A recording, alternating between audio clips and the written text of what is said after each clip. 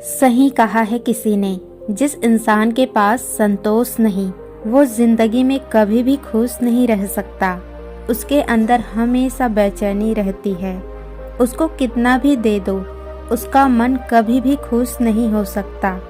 बहुत समय पहले की बात है। गौतम बुद्ध के शिष्य थे। एक बार उनके मन में ख्याल आया कि महात्मा क्यों फालतू की चीज़ों में परेशान रहते हैं। सब कुछ त्याग दिया।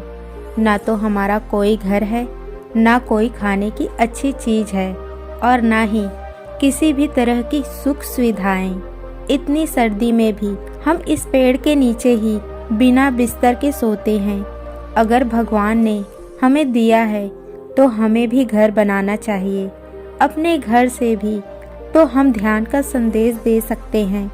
उसके मन में ख्याल आया कि उसे भी अपना एक घर बनाना चाहिए जिसमें आलीशान कमरे और सुख सुविधाएं हों। वो एक बार वो नगर में भ्रमण के लिए निकला तो किसी ने उसे गद्दा तोहफे में दे दिया। वो गद्दा काफी आरामदायक था।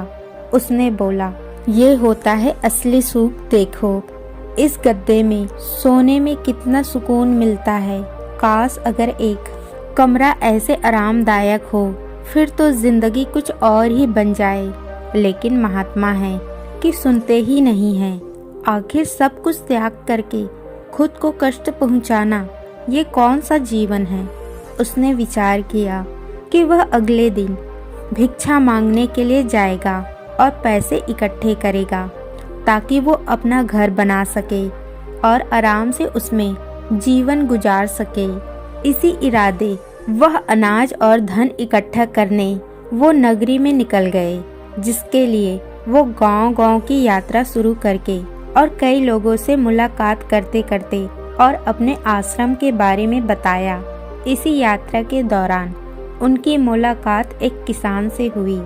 वो किसान बहुत गरीब था, लेकिन फिर भी काफी दिलदार दिल का था। उसने महात्मा से आग्रह किया कि आप बहुत थक गए हैं, आप आज रात मेरे घर पे विश्राम करें और भोजन ग्रहण करें तो आपकी बहुत अनुकंपा होगी। वो महात्मा गांव गए। उसने उनका स्वागत किया, उनके आने का कारण पूछा। महात्मा ने उन्हें पूरी बातें बताई। मैं बहुत दूर जंगल से आया हूँ और मैं अपने लिए एक आश्रम बनाना चाहता हूँ।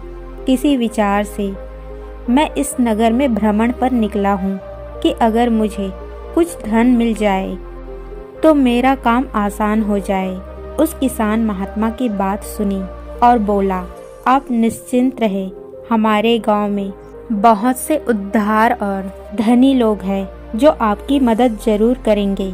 उसने महात्मा को भोजन कराया और बोला, आप चिंता ना करें, आप आज रात्रि को विश्राम करें, बाकी सुबह का कल देखेंगे। लेकिन उस किसान के घर में सिर्फ एक ही बिस्तर, एक ही चौकी थी और सोने का सिर्फ एक ही बंदोबस्त था। उसने महात्मा से आग्रह किया, आप मेरे बिस्तर पर सो जाइए, मैं नीचे जमीन पर सो जाऊंगा, मुझे कोई दिक्कत नहीं है। उसने एक पतली सी फर्श पर बिस्तर बिछाई और फर्श पर लेट गया। थोड़ी ही देर में किसान जोर जोर से नाक बजाने लगा और गहरी नींद में सो गया। और यहाँ महात्मा को नींद नहीं आ रही थी। दरअसल पुरानी आश्रम में जो मोटा गद्दा था, जिसको किसी ने उनको दान में दिया, महात्मा को उन गद्दों पर सोने की आदत थी। उस गद्दे में वह आराम से सोते थे। लेकिन आज किसान की चौकी पे मोटा गद्दा ना था, इसलिए उनको रात भर उन्हें नींद नहीं आई और रात भर बस किसान को देखते हैं और सोचते रहे, क्या आखिर में ये कैसे निश्चिंत होकर अपने फर्श पे सिर्फ एक पतली चादर पर नींद में सो रहा है। सारी रात ऐसी बीत गई। अगली दिन सुबह हुई। किसान उठा और महात्मा के चरण स्पर्श किया और महात्मा से पूछा कि आपको कोई रात में दिक्कत तो नहीं हुई। महात्मा ने बोला, नहीं, मुझे कोई दिक्कत नहीं हुई, लेकिन मैं तुमसे एक बात पूछना चाहता हूँ। तुम बिना किसी बिस्तर के ये फर्श पर कैसे सो जाते हो? तुम्हें नींद कैसे आ गई? मैं तो यही देखकर हैरान हूँ। किसान बताता है, दरअसल दिन भर में मजदूरी करता हूँ और मजदूर के शरीर में इतनी थकावट आ जाती है कि घर आते ही मुझे बस बिस्तर की तलाश होती है। मोटे गद्दे बिस्तर ना भी हो तो मेरा काम चल जाता है। मैं घर आते ही खाना बनाता हूँ और उसके बाद मैं कहीं भी सो जाता हूँ। मुझे कोई दिक्कत नहीं है। मुझे नींद भी बहुत अच्छी आती है। जब शरीर में थकावट हो फिर तो शरीर कहीं भी नींद आ जाती है। उससे क्या फ़र्क पड़ता है? क्या आपके पास महल है या मोटा गद्दा, या आप किस पलंग पर सो रहे हो? यहाँ आप नीचे सो रहे हो। शरीर को तो बस आराम की आवश्यकता होती है। किसान ने पूछा, यह गुरुवार आपके साथ धन इकट्ठा करने चल सकता हूँ?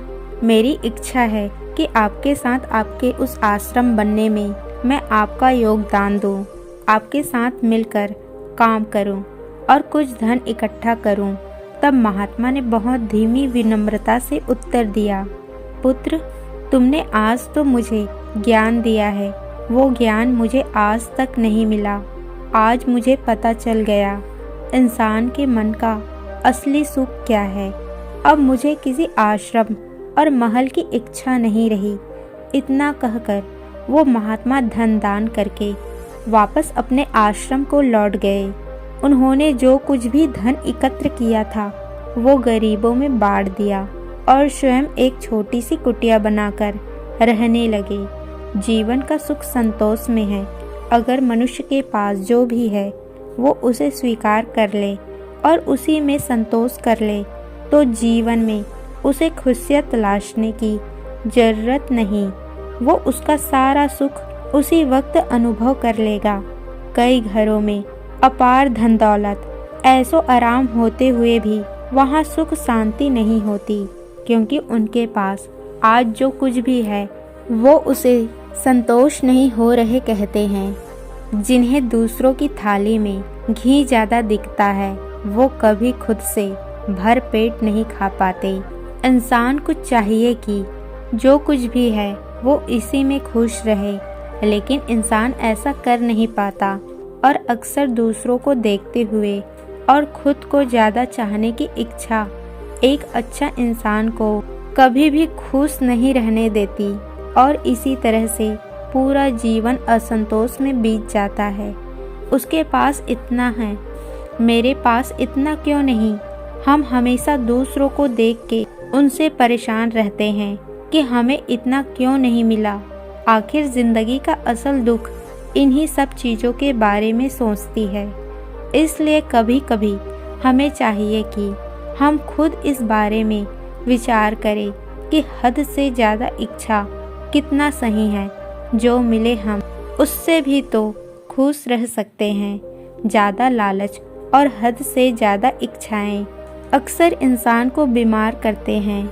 हम उम्मीद से ज़्यादा इच्छाएं पालते हैं और जब वो चीज़ पूरी नहीं होती तो हमें दुख होता है और हम चिंता करने लगते हैं।